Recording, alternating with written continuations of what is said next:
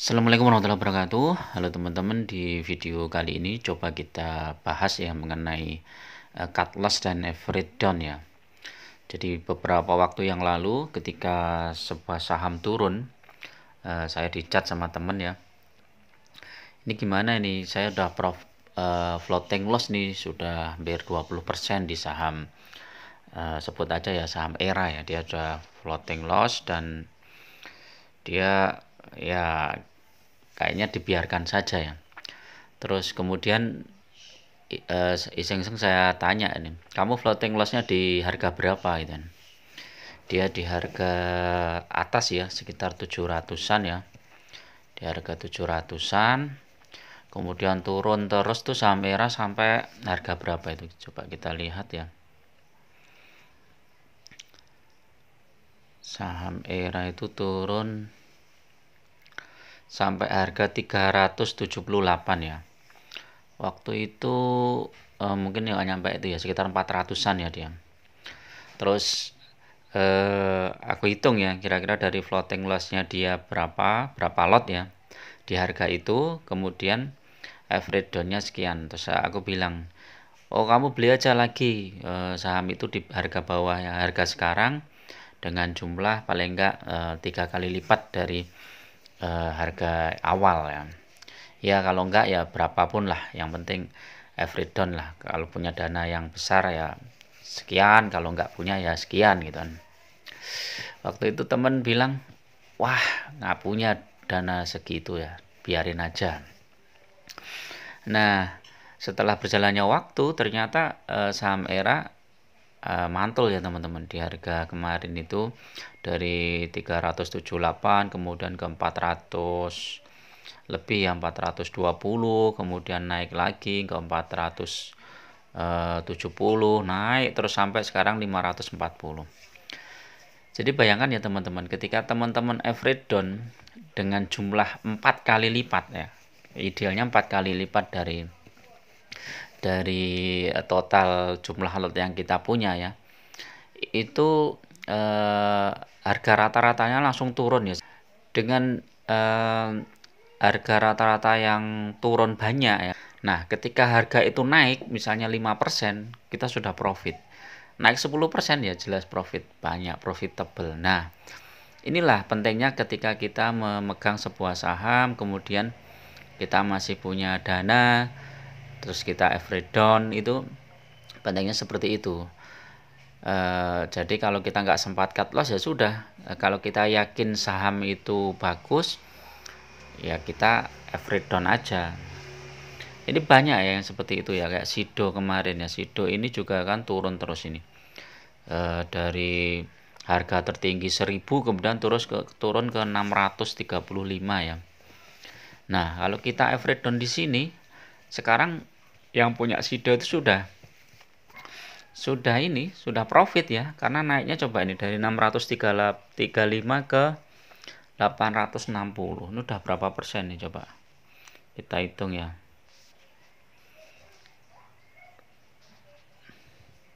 860 dikurangi 635 dibagi 635, 35% teman-teman. Naiknya Sido ini sudah 35% dari harga terendahnya.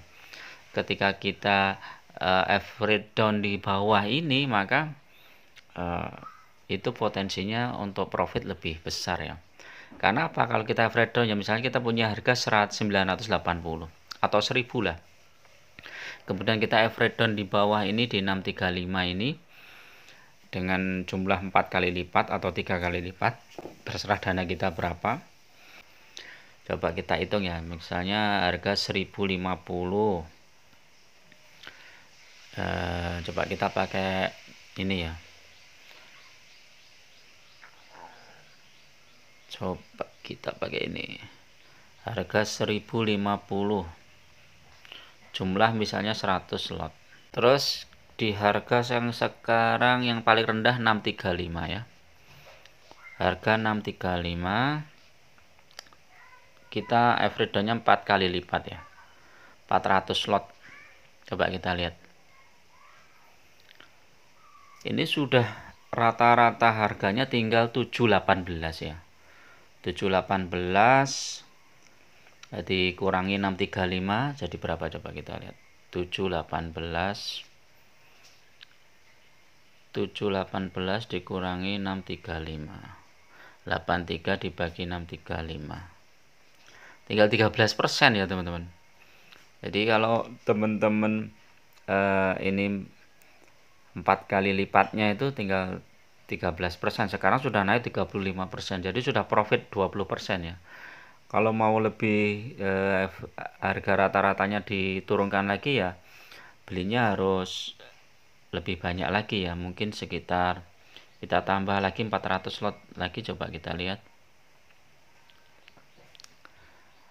681, kalau kita tambah 400 lot lagi ya, jadi belinya 8 kali lipat ya dari itu udah 681 ya. 681 itu kalau kita dikurangi 681 dikurangi 635, 46 dibagi 635, ini 7%.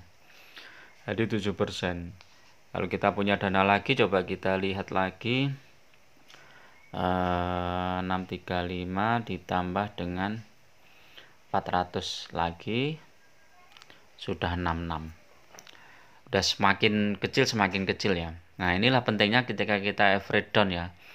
Ketika average down kita harus menghitung ya, kira-kira selisihnya yang kita mau berapa. Dan ini pun juga tergantung dengan dana kita ya. Kalau dana kita besar ya kita berani ya. Misalnya 9 kali lipat gitu berani ya.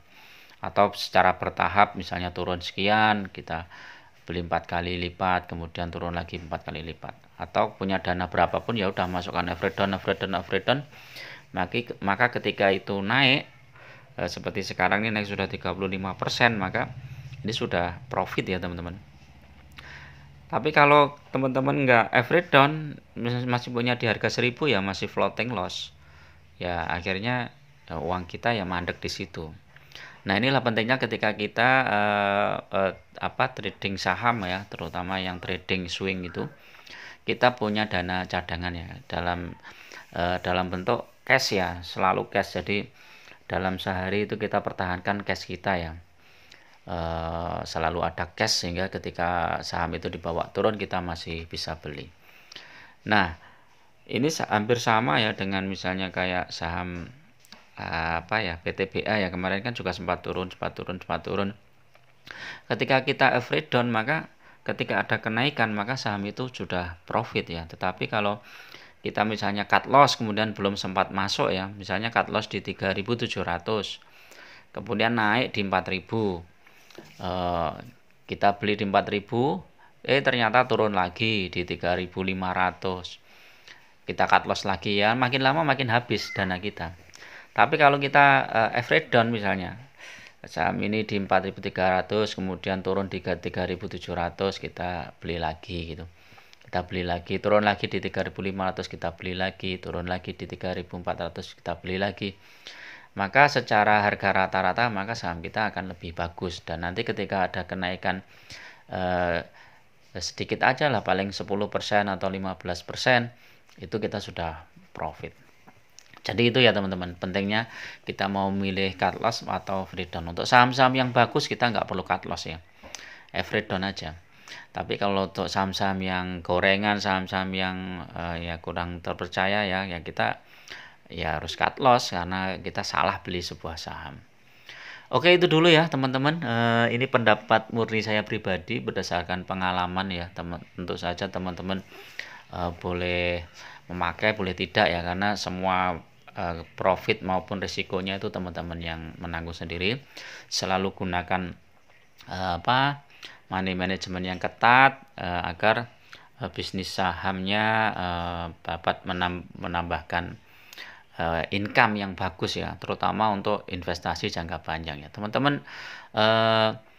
Kalau untuk investasi jangka panjang teman-teman bisa buka akun di Mirai ini ya, karena akun Mirai juga cukup bagus, cukup keren, analisanya juga lumayan bisa dipercaya, grafiknya juga lengkap sampai mungkin dari awal tahun, udah 10 tahun yang lalu masih ada ya di sini. Kita bisa lihat grafiknya, kita bisa lihat newsnya, dan transaksinya, kemudian kita lihat broker summary juga ada di sini, trade book, technical ya. Teman-teman bisa klik link di deskripsi ya untuk mendaftar akun Mirai ya.